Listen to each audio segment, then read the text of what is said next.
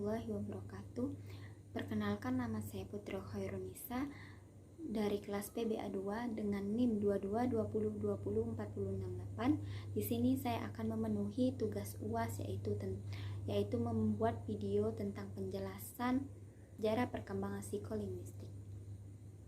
Baiklah, yang pertama, pengertian ilmu psikolinguistik.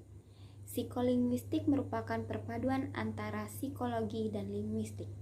Secara etimologis, kata psikologi berasal dari bahasa Yunani, yaitu ilmu jiwa. Sedangkan linguistik adalah ilmu tentang bahasa. Psikologi mempelajari perilaku manusia dan proses mental, sedangkan linguistik mempelajari struktur dan fungsi bahasa.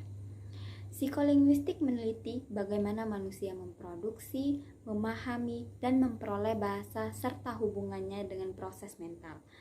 Nah, psikolinguistik memusatkan perhatian pada proses akal atau pikiran yang terjadi saat berbahasa. 2. Psikolinguistik menurut para ahli. Yang pertama, menurut Eamon Betsch 1964 mengemukakan bahwa psikolinguistik adalah ilmu yang meneliti bagaimana sebenarnya para pembicara atau pemakai suatu bahasa membentuk, membangun, atau mengerti kalimat-kalimat bahasa tersebut. Yang kedua, menurut Ronald Lenker 1968 mendefinisikan bahwa psikolinguistik adalah studi atau telaah mengenai behavior atau perilaku linguistik, yaitu performansi atau perbuatan dan perlengkapan atau aparat psikologis yang bertanggung jawab atasnya. Selanjutnya, sejarah perkembangan psikolinguistik. Nah, di sini sejarah perkembangan psikolinguistik dimulai pada pertengahan abad 20 ketika pemikir linguistik tertarik pada aspek psikologi dalam pemahaman bahasa.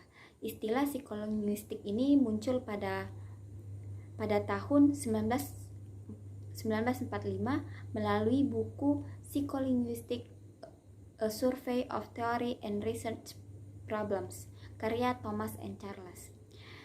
Tahap perkembangannya yaitu ada 4 tahap. Yang pertama tahap formatif, yang kedua tahap linguistik, yang ketiga tahap kognitif, dan yang terakhir tahap teori psikolinguistik.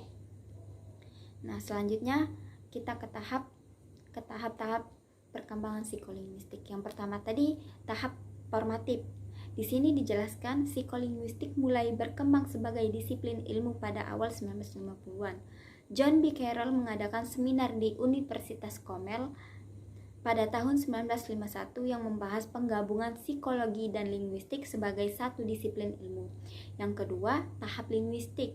Nah, di sini dijelaskan psikolinguistik mengalami perkembangan signifikan ketika Noam Chomsky menentang teori behaviorisme dalam linguistik pada tahun 1957.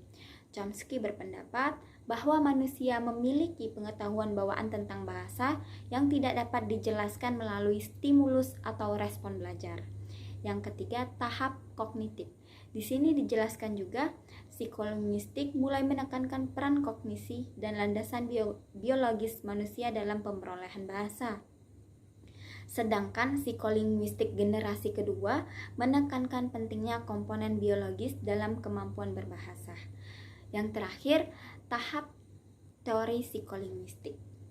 Dijelaskan psikolinguistik tidak lagi berdiri sebagai disiplin ilmu yang terpisah, melainkan telah terintegrasi dengan berbagai cabang ilmu lain seperti neuropsikologi, biolinguistik, dan filsafat. Ini menunjukkan bahwa pemahaman terhadap bahasa tidak dapat diterapkan dari pemahaman terhadap proses kognitif manusia. Baiklah, sekian dari saya. Wabillahi taufiq wal hidayah. Wassalamualaikum warahmatullahi wabarakatuh. Audio Jungle.